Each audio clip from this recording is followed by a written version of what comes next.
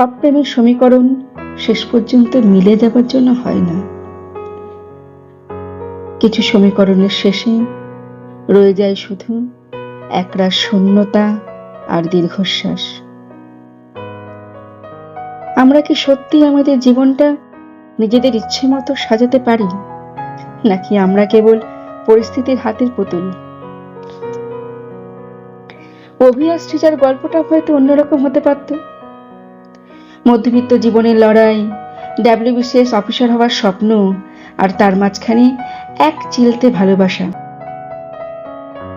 কিন্তু যেখানে শুরু থেকে নিয়তির নিষ্ঠুর পরিহাস লেখা ছিল প্রেমে পড়া বারণ, সেখানে এইরকম একটা পরিণতির আশা করাটা কি খুব বেশি অন্যায় ছিল? অভির সেই 5 নম্বর ফ্লোরের ব্যালকনি আজও খালি পড়ে আছে, আর সৃজার চোখে জমে আছে এক সমুদ্র না বলা কথা। আজ সেই অসম্পূর্ণ ভালোবাসার গল্প বলার দিন, যা হারিয়ে গিয়েও ফুরিয়ে যায়নি কখনো। চলুন তবে শুরু করা যাক আমাদের আজকের বিশেষ গল্প, প্রেমে পড়া বারণ। আজকের গল্পটি 2টি পর্বে সম্পূর্ণ করা হবে। আজ প্রথম পর্ব।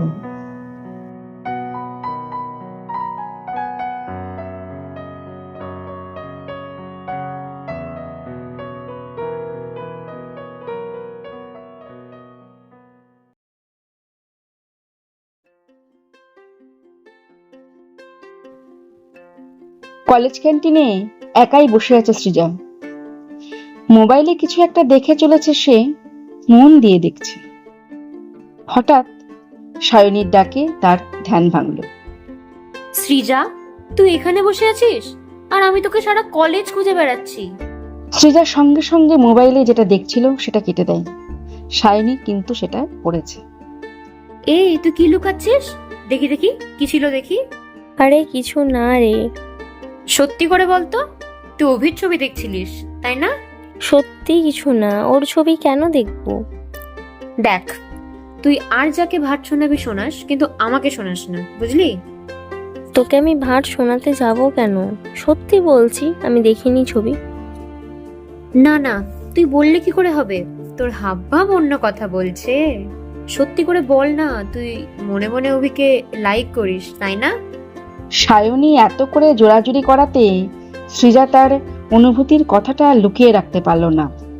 সে একটা দীর্ঘ প্রশ্বাস নিল, তারপর ঠোঁটের কোণে হাসি এনে বলল, 7 দিন পর ওর জন্মদিন, কি গিফট দেব বুঝে উঠতে পারছি না। এই এক সেকেন্ড, এই বলছিলিস কিছু নেই, আবার বলছিস নাকি গিফট দিবি? তুই ঠিক করে বলতো, তুই কি সত্যি সত্যি অভির প্রেমে পড়লি নাকি? জানি না রে, তবে ওকে দেখলে আমার মনে কিছু তো একটা হয়, সেটা বলে বোঝানো যাবে না। বুঝলাম, এটাকে কি বলে জানিস তো? তুই অভির প্রতি দুর্বল হয়ে পড়েছিস। অমনি কিছুই বলতে পারিস? অমনি কিছু নয় গো সোনা, তুমি প্রেমে পড়ে গেছো, বুঝতেই পারছি। ধ্যাৎ, কি যে বলিস। সায়নী এবার সৃজাকে হাজারো রকম প্রশ্ন করতে শুরু করে, যেমনটা সাধারণত আমাদের সাথে হয়ে থাকে। বন্ধুরা যখন জানতে পারে আমাদের কোনো সম্পর্কের কথা, তখন যেভাবে তাদের ইনভেস্টিগেশন শুরু হয়, ঠিক তেমনটাই সায়নী সৃজার সাথে করছে। তা হঠাৎ অভিকেই কেন পছন্দ হলো?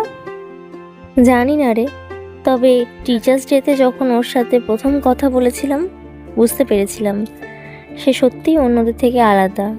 ও বেশি কথা বলে না, তবে যখন কথা বলে তখন মনে হয় চুপ করে ওর কথাগুলো শুনি। কোনো ফালতু কথা নেই, কোনো রকম খারাপ আড্ডা নেই, তার মুখে সবসময় একটা হাসি লেগে থাকে। নিজের অজান্তেই কখন যে অভির কথা ভাবা তার অভ্যাস হয়ে গেছে, সেটা সে নিজেই বুঝতে পারেনি।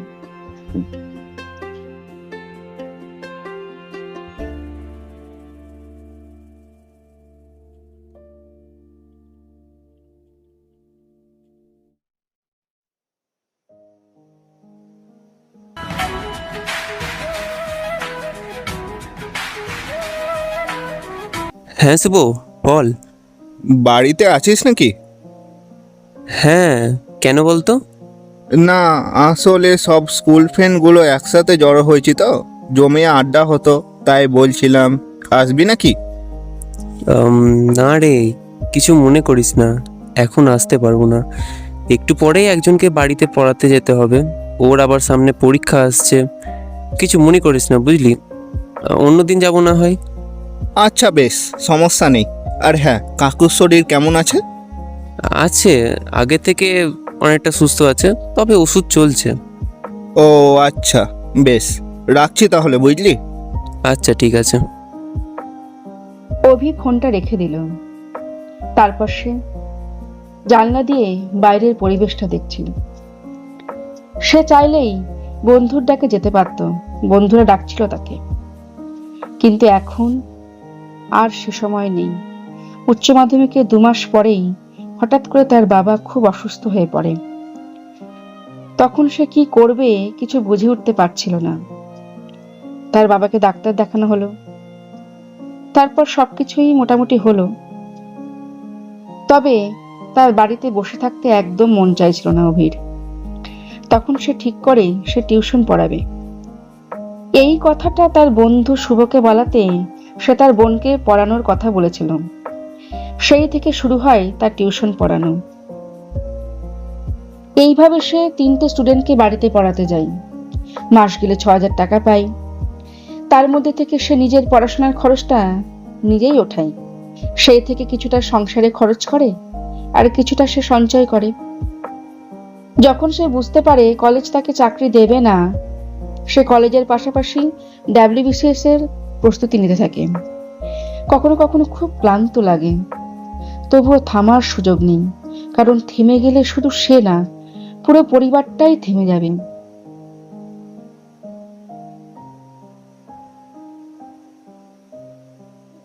টিচার্স ডের কিছুদিন পরের কথা, যখন অভি কলেজের লাইব্রেরিতে WBCS এর বই পড়ছিল, তখন সৃজা তার পাশের চেয়ারে এসে বসে।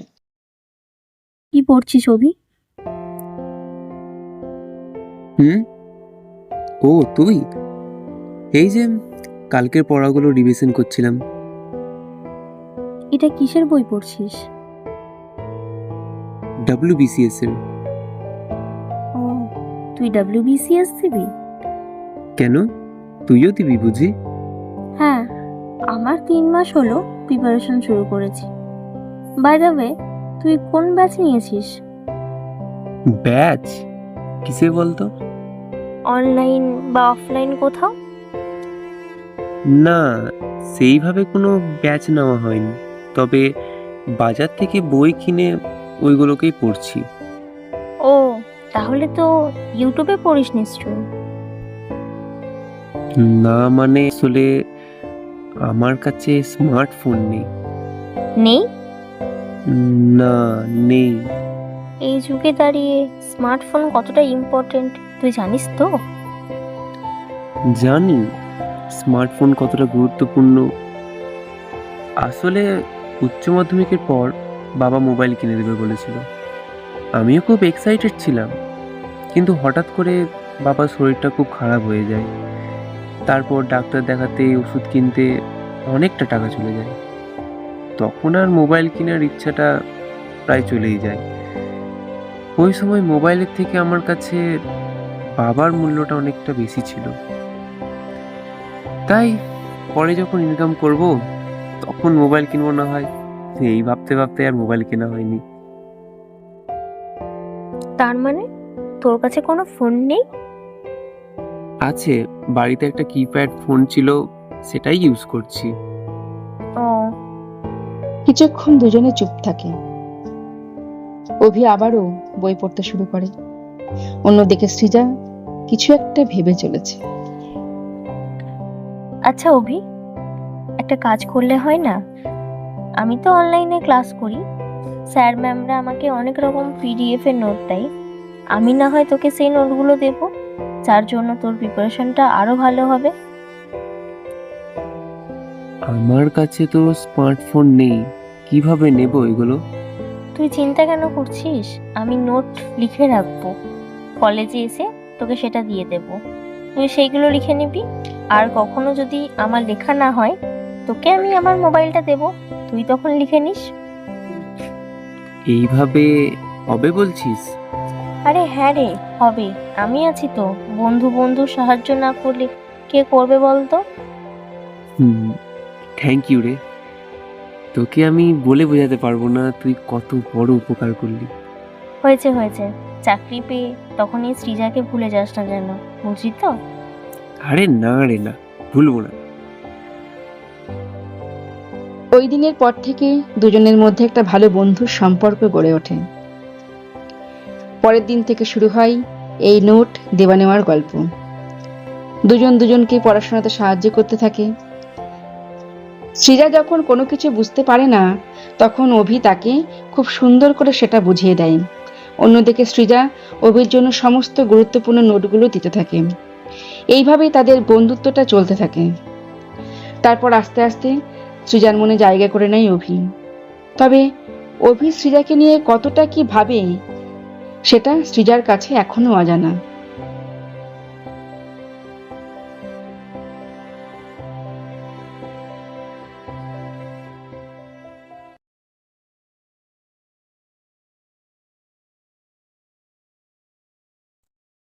এই সায়নী, গিফটটা রেডি করে এনেছিস তো? হ্যাঁ রে, চিন্তা করিস না, এনে। সৃজা গিফটটা হাতে নিয়ে একবার ভালো করে দেখে ব্যাগের ভেতর রেখে দিল। বাড়িতে কেউ কিছু বলেনি তো? আর বলিনি, দুপুরে যখন খেতে বসেছিলাম তখন ডেলিভারি এলো। বাবা মা সবাই ছিল। বলিস কি? তারপর? তারপর আর কি, শুরু হলো হাজারো প্রশ্ন। কি বললি দিয়ে? একটাই উত্তর দিলাম, সৃজা অর্ডার দিয়েছে। কোনো সন্দেহ করেনি তো? ধুর, সন্দেহ কেন করবি? তুই অর্ডার দিতেই পারিস। হ্যাঁ, অবশ্য ঠিক। আচ্ছা শোন না, অভিকে কি আজকে আমার মনের কথাটা বলতে হবে? হ্যাঁ রে ভাই, আজকেই বলে দে। শুভ কাজে বেশি দেরি করিস না, এই সুযোগ আর পাবি না। জন্মদিনের দিন ওর মুডটা ভালো থাকবে, দেখবি সঙ্গে সঙ্গে অ্যাকসেপ্ট করে নিবি। ঠিক বলছিস তো? হ্যাঁ রে, ঠিকই বলছি। সৃজা ঠিক করলো ছুটির সময় সে অভিকে গিফটটা দেবে। তখন ছেলে মেয়ে অত থাকবে না, সেই সুযোগে সে তার মনের কথাটাও বলতে পারবে।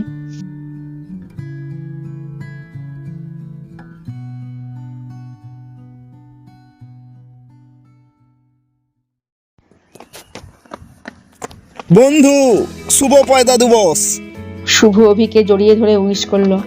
হে হে ভাই, থ্যাংক ইউ থ্যাংক ইউ। না না ভাই, এই শুকনো থ্যাংক ইউ তোমার চিড়ে ভিজবে না, পেট পুজো করাতে হবে। ওরে ভাই, আচ্ছা ঠিক আছে ঠিক আছে। বিকালে যদি ঘুরতে যাই তাহলে খাওয়াবো, ঠিক আছে? বেশ, তবে আজ তোর টিউশন পড়ানো নেই? আছে, একটু আগে আগে ঘুরতে বেরোবো না হয়। ওকে, সে তখন দেখা যাবে, এখন ক্লাস চ। আচ্ছা চ চ। শুভ আর অভি দুজনে ক্লাসের দিকে গেল। ক্লাসে সৃজা আর সায়নী নিজেদের মধ্যে কিছু একটা আলোচনা করছিল। সৃজা দেখলো অভি আসছে, সে সঙ্গে সঙ্গে উঠে গিয়ে অভিকে উইশ করলো। Happy birthday Abhi. Thank you Srija. তারপর দুজনে দুজনের জায়গায় বসলো। কিছু সময় পরে প্রফেসর এলেন ক্লাস নিতে। যথারীতি ক্লাস শুরু হয়। তারপর ক্লাস শেষ হওয়ার পর যখন ছুটির সময় হলো, তখন সবাই যখন ক্লাস থেকে বেরোচ্ছে, এই সময় সৃজা সায়নীকে ইশারা করে কিছু একটা নির্দেশ দিল। তারপর সে ক্লাস থেকে বেরিয়ে পড়ল। অন্যদিকে অভি শুভর সাথে কোনো একটা বিষয় নিয়ে কথা বলতে বলতে বই গোছাচ্ছিল। এমন সময় সৃজা তাদের কথার মাঝে এলো। অভি, হ্যাঁ বল। বলছি তোর সাথে একটা কথা আছে। হ্যাঁ বল, কি বলছিস? সৃজা শুভর দিকে তাকিয়ে আবার অভির দিকে তাকালো। আসলে তোর সাথে আলাদাভাবে কথা বলার ছিল। এবার অভি শুভর দিকে তাকালো। শুভ অভির ঘাড়ে হাত রেখে বলল, সমস্যা নেই বন্ধু, তোরা কথা বল, আমি না হয় বাইরে দাঁড়িয়ে আছি। সে চলে গেল। তারপর সৃজা তার ব্যাগ থেকে অভির জন্য আনা গিফটটা তার হাতে তুলে দিল। এগেন হ্যাপি বার্থডে অভি, এটা তোর জন্য। আরে এইসবের কি প্রয়োজন ছিল সৃজা? এমনিতেই তো তুই কত কিছু দিস, আমি তো তোকে কিছু দিতেই পারি না। আমি কি কিছু চেয়েছি অভি? নে, এবার ধর এটা, অভি গিফটটা হাতে নিল। কি আছে এটাতে? খুলে দেখ। অভি গিফটটা আস্তে আস্তে খুলতে শুরু করে। গিফটটা পুরো খুলে দেখতে পায় সৃজা তার জন্য WBCS এর প্র্যাকটিস বুক আর একটা সাবজেক্ট ওয়াইজ বুক গিফট করেছে। ভালোবাসার মানুষটার মুখে এই আনন্দ দেখে সৃজা নিজেও খুব খুশি হয়। কি মিস্টার, পছন্দ হয়েছে? হ্যাঁ রে, খুব খুব খুব পছন্দ হয়েছে। Thank you so much. Abhi, বলছিলাম তোকে একটা কথা বলার ছিল। হ্যাঁ বল, কি কথা বলবি? কথাটা কিভাবে বলবো বুঝতে পারছি না। অনেকদিন ধরেই বলবো বলবো ভাবছি, তবে সুযোগ হয়ে উঠছে না। ও, কি কথা বল না। জানি না এই কথাগুলো শোনার পর তোর প্রতিক্রিয়া কি হবে। সত্যি বলতে, গত টিচার্স ডের দিন থেকে হঠাৎ করে যেন সবকিছু বদলে গেছে। এখন রাত্রে যখনই চোখ বন্ধ করি, অন্ধকার সরিয়ে শুধু তোর মুখটাই ভেসে ওঠে। ঠিক কখন যে সাধারণ ভালো লাগাটা ভালোবাসায় বদলে গেল আমি নিজেও জানি না। শুধু এটুকু জানি, আমার প্রতিটা ভাবনার শুরুতে আর শেষে তুই শুধু এখন। I think I am fell in love. সৃজার হাতে ধরা ব্যাগটা কাঁপছিল। অভি চোখ নামিয়েছিল, যেন দুজনেই কথা খুঁজে পাচ্ছিল না। কি হলো অভি, চুপ করে গেলি যে? আমি তোকে পছন্দ করি না এমনটা নয় সৃজা, কিন্তু দেখ,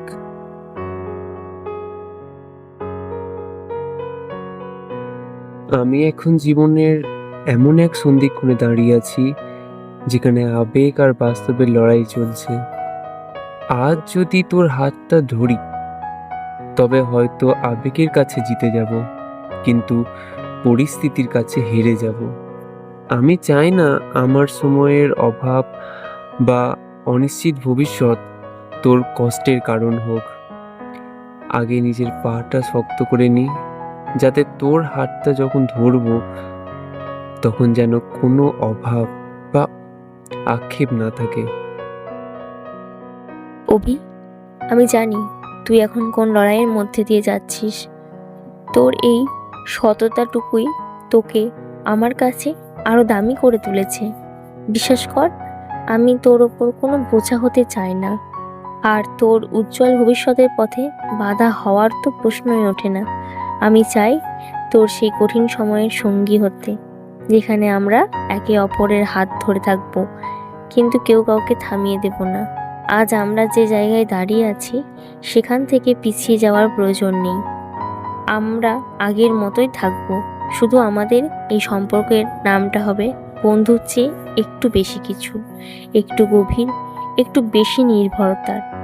তোর লড়াইয়ের আমি তোর ছায়া হয়ে থাকতে চাই, তোর সময় কেড়ে নিতে চাই। তুই যখন নিজের পা শক্ত করে দাঁড়াবি, তখন যেন পিছনে ফিরে তাকিয়ে দেখিস আমি ঠিক ওখানেই আছি। তোর মুখ থেকে এই কথাগুলো শোনার পর তোকে নতুন করে চিনেছি সৃজা। আমি ভয় পাচ্ছিলাম তোকে হারিয়ে ফেলার বা তোকে অবহেলা করার, কিন্তু তুই যেভাবে আমার স্বপ্নকে নিজের করে নিলি, তাতে আমার লড়াই করার শক্তি দ্বিগুণ হয়ে গেল। ঠিক আছে, আজ থেকে আমরা শুধু বন্ধু নয়, তার চেয়েও বেশি কিছু। আমি জানি না তোকে কতটা সময় দিতে পারবো, তবে এইটুকু জানি আমার প্রতিটা সফলতার পেছনে তোর অনুপ্রেরণা থাকবে। পাশে থাকিস এভাবেই। আর হ্যাঁ, আমিও তোকে ভালোবাসি সৃজা। I love you. চারিদিকে নিস্তব্ধতা যেন হঠাৎ করে খুব ভারী হয়ে এলো। অভি আর সৃজা দুজনেই চুপ, অথচ এই নিস্তব্ধতার ভেতরেও হাজার হাজার কথা ডানা ঝাপটাচ্ছে। অভি কিছুক্ষণ অপলক চেয়ে রইল সৃজার চোখের দিকে। সেখানে কোনো অভিযোগ নেই, আছে শুধু এক সমুদ্র নির্ভরতা।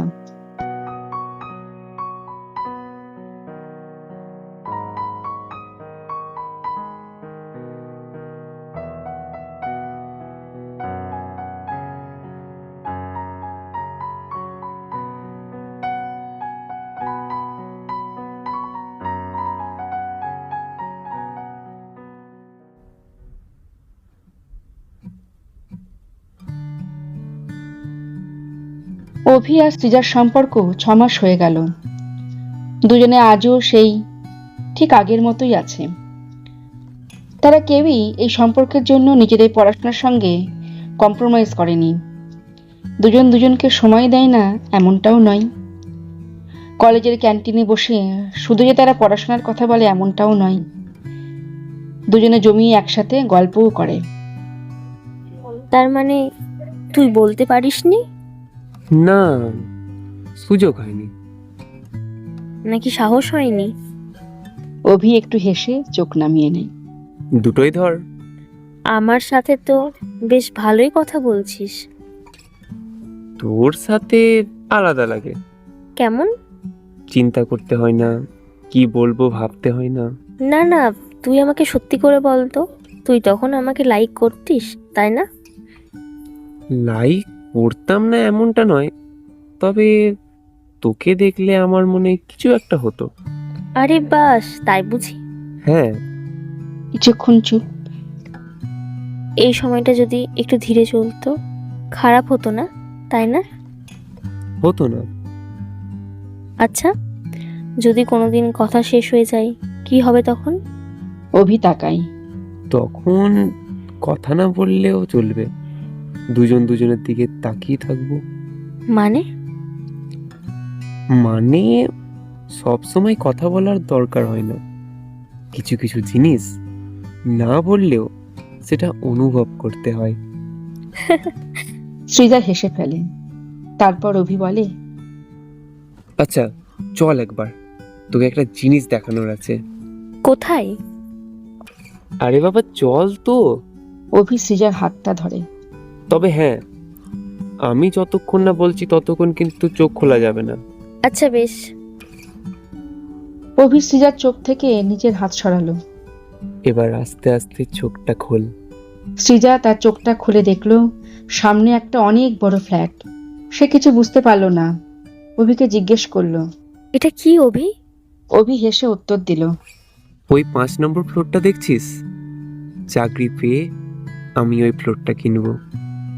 ওই বাড়িতে আমি, মা, বাবা, তুই সবাই মিলে থাকবো। আর ওই যে ব্যালকনিটা দেখছিস, অফিস থেকে এসে ফ্রেশ হয়ে দুজনে কফি খেতে খেতে ব্যালকনি থেকে এই শহরের দৃশ্যটাকে উপভোগ করব। বেশ হবে তাই না? সৃজা অভি চোখের দিকে তাকিয়ে তার হাতটা শক্ত করে ধরে বলল, তোর চোখে দেখা এই স্বপ্নটা এখন আমারও রে। তুই মন দিয়ে পড়, আমি সবসময় তোর পাশে আছি। দুজনে আবার হাঁটতে শুরু করলো।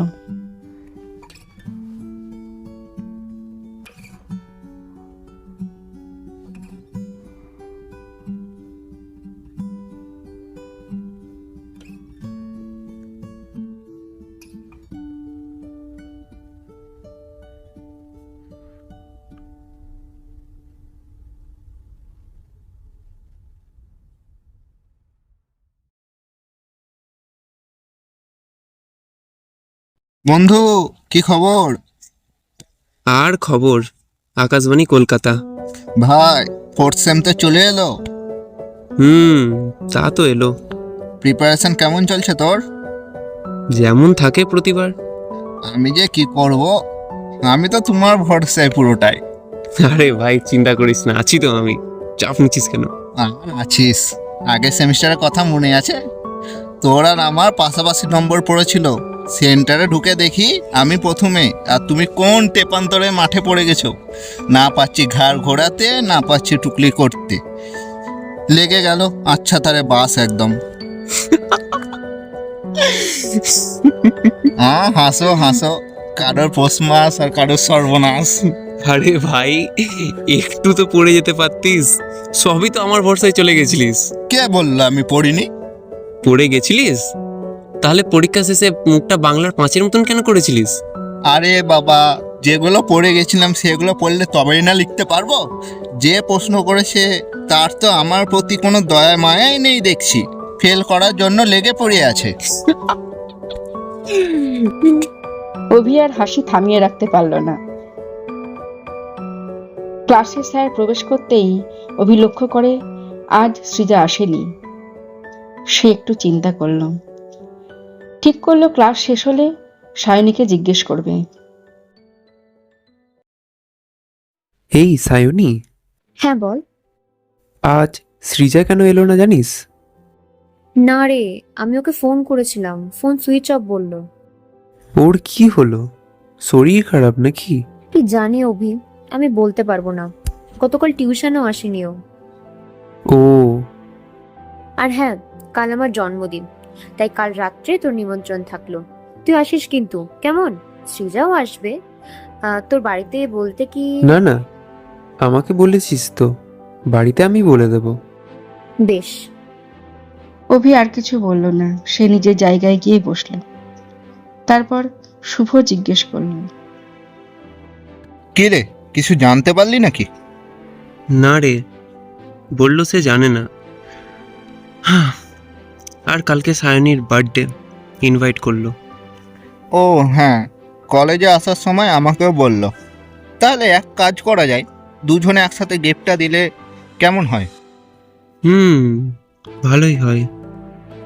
অভিকে চিন্তিত দেখে শুভ বলল, আরে বস, এত চিন্তা করিস না, কাল দেখবি সৃজা ঠিক আসবে।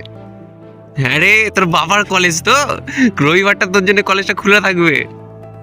না গো বন্ধু, সরি, আমি বুঝতে পারিনি ভাই, মাফ করো। ঠিক আছে। শুভ অভিকে সান্ত্বনা দিল।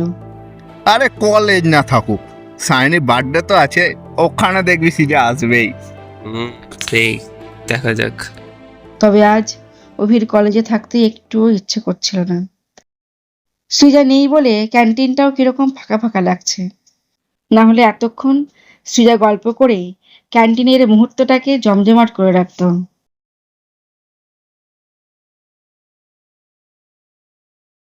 সকালে শুভ সায়নীর জন্য গিফট কিনে নিয়েছিল।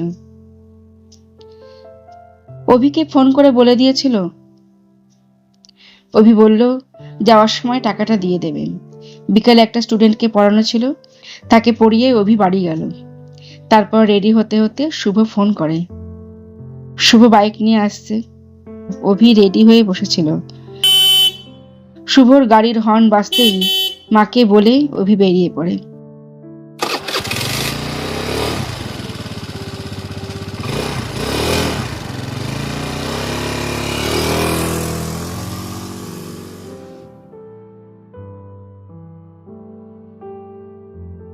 দশ মিনিট পর দুজনে সায়নীর বাড়ি পৌঁছে যাই। গাড়ি থেকে নেমে দরজার পাশে কলিং বেলটা বাজালো। সায়নী এসে গেট খুলল। Happy birthday Sayani. শুভ আবির্ভাব তিথি বান্ধবী। Thank you. ঘরে আয় তোরা। তারা ঘরে ঢুকে দেখলো সায়নী আরো 3টে বান্ধবীকে সে ইনভাইট করেছে, আর সেই সাথে একটা ছেলেও আছে। তবে ছেলেটাকে অভি চেনে চেনে বলতে কলেজে দেখেছে, অভিদের থেকে সিনিয়র। তবে ছেলেটা অভিকে দেখে কিরকম ভাবে যেন একটা তাকাচ্ছে, মুখে একটা অস্বস্তিকর হাসি। কিন্তু সে এইভাবে তার দিকে তাকাচ্ছে কেন, আর সে অভির দিকে এগিয়ে আসছে কেন? হাই মিস্টার দত্ত, কেমন আছেন আপনি? ভালো আছি। বাহ, ভালো থাকলেই তো ভালো। দিয়ে প্রেম টেম কেমন চলছে? অভি এবার একটু অস্বস্তিতে পড়ে যায়। কিসব বলছে এ? প্রথমবার আলাপে এইসব কেউ প্রশ্ন করে? ও অভি, তোকে তোর সঙ্গে আলাপ করানোই হয়নি। এটা হলো রিক্তা, সৃজার বাবার বন্ধুর ছেলে, আমাদের থেকে 2 বছরের সিনিয়র। আচ্ছা বেশ, তোরা কথা বল, আমি সৃজাকে কল করে আসি। ও না আসলে কেক কাটতে পারবো না। মনে হয় সৃজা এলো, দেখে আসি দাঁড়া। সায়নী গেট খুলতে গেল। গেট খুলে দেখলো সৃজা এসেছে। আরে তুই 100 বছর বাঁচবি বুঝলি, আমি তোকেই ফোন করতে যাচ্ছিলাম। কোনো লাভ হতো না। মানে? ও কিছু না, এই নে, হ্যাপি বার্থডে। থ্যাংক ইউ, ঘরে আয়। সৃজা ঘরে ঢোকে। তারপর এগিয়ে যেতে দেখতে পাই অভি তার দিকে চেয়ে আছে, যেন কতদিন তাকে দেখেনি সে। সৃজা মৃদু হেসে অভির থেকে চোখ নামিয়ে নিল। অভি বুঝতে পারল সৃজার হাসিটা সাধারণ ছিল না, সে যেন জোর করে হাসল। তবে কি সৃজার সাথে কিছু হয়েছে? এই তোরা সব এবার আয়। কেক কাটা শুরু হলো। অভি ভাবলো এখন কিছু জিজ্ঞেস করলে হবে না, তাকে সে পরে জিজ্ঞেস করে নেবে। সায়নী কেক কেটে সব থেকে আগে কেকটা সৃজাকে দেয়, তারপর সৃজা সায়নীকে খাওয়ায়। কেকগুলোকে শুভ ভালো করে পিস পিস করে। সায়নী সবাইকে হাতে হাতে দিয়ে দিচ্ছিল। অন্যদিকে অভি লক্ষ্য করছে সৃজা তাকে ইগনোর করছে, ঠিকভাবে তাকাচ্ছেও না, কিরকম চুপচাপ হয়ে আছে মেয়েটা। অভি সৃজার দিকে এগিয়ে গেল। সৃজা, সৃজা অভির দিকে ঘুরে তাকাতেই পাশ থেকে রিক এসে বলল, এই সৃজা, চল না সব বন্ধুরা মিলে আড্ডা দিই। অনেকদিন পর সবাই আজ এক জায়গায় জড়ো হয়েছি বলে কথা। রিককে দেখে সৃজা কিরকম কুঁচকে গেল। একবার অভির দিকে তাকিয়ে চোখটা সে নামিয়ে নিল। চল। এই যে মিস্টার দত্ত, আপনিও চলুন।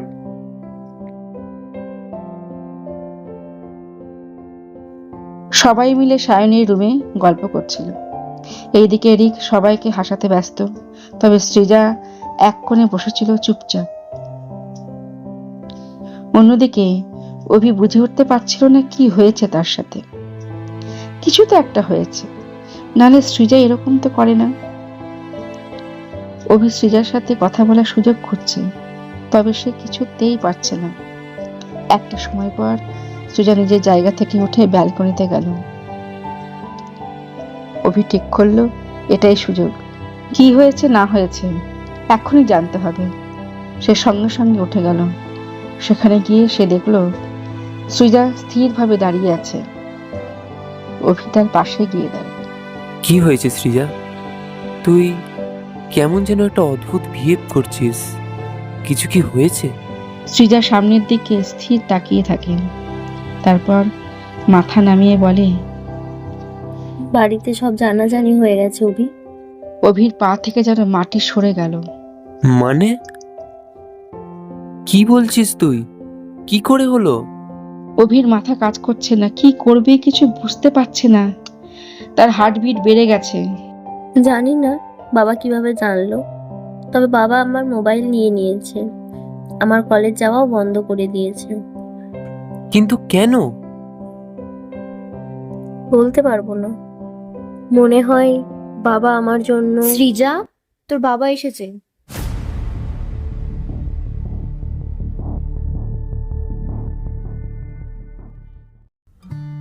দাদা, তাহলে রাতে খেয়ে যাবেন কিন্তু। আরে না না, অন্যদিন এসে খেয়ে যাব। এ বাবা, তা বললে হয় নাকি? মেয়ের জন্মদিনের দিন এলেন আর কিছু না খেয়ে চলে যাবেন? খাওয়াতে কি আছে? বেশ, তবে পায়েস, মিষ্টি আর কেক খান। দাঁড়ান, আমি নিয়ে আসি। সায়নীর মা রান্নাঘরে গেল। অন্যদিকে সায়নী প্রণাম করে আশীর্বাদ নিল। বড় হও মা, বড় হও, তোমার সব স্বপ্ন পূরণ হোক। সায়নী হাসে, তারপর বলে, জেঠু, আজ তবে খেয়ে যাবেন।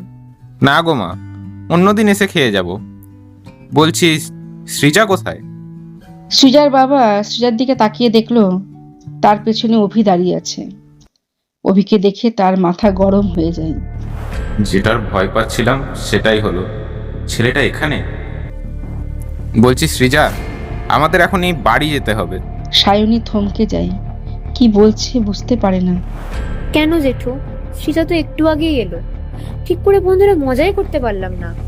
অন্যদিকে সায়নীর মা পেটে মিষ্টি পায়েস আর কেক নিয়ে এসে টেবিলে রাখে। দেখো মা, জেঠু সৃজাকে বাড়ি নিয়ে যাচ্ছে। ও মা, কেন? কাকুলিদের শরীর ঠিক আছে তো? দিদির শরীর ঠিক আছে, কিন্তু তার মায়ের শরীরটা ভালো নেই। একটু আগেই ফোন করেছিল। একটু পরে গাড়ি নিয়ে সবাই বেরোবো, তাই সৃজাকে নিতে এসেছিলাম। দিদুনের কি হয়েছে বাবা? শরীরটা ভালো নেই রে মা, আমাদের বেরোতে হবে এখনই। তোর মাকে রেডি হতে বলেছি, তোর হয়ে গেলেই আমরা বেরোবো। আরে দাদা, কিছু তো মুখে দিয়ে যান। কতদিন পর এলেন বলেন তো? আচ্ছা, আপনি শুধু কেকটা দিন, মিষ্টিগুলো তুলে নিন। কেকটা খেয়ে তাড়াতাড়ি করে সৃজার বাবার সাথে বেরিয়ে পড়ে। অন্যদিকে অভির মনটা অস্থির লাগছে এটা ভেবে সৃজা কিছু একটা বলতে গিয়েও বলতে পারল না।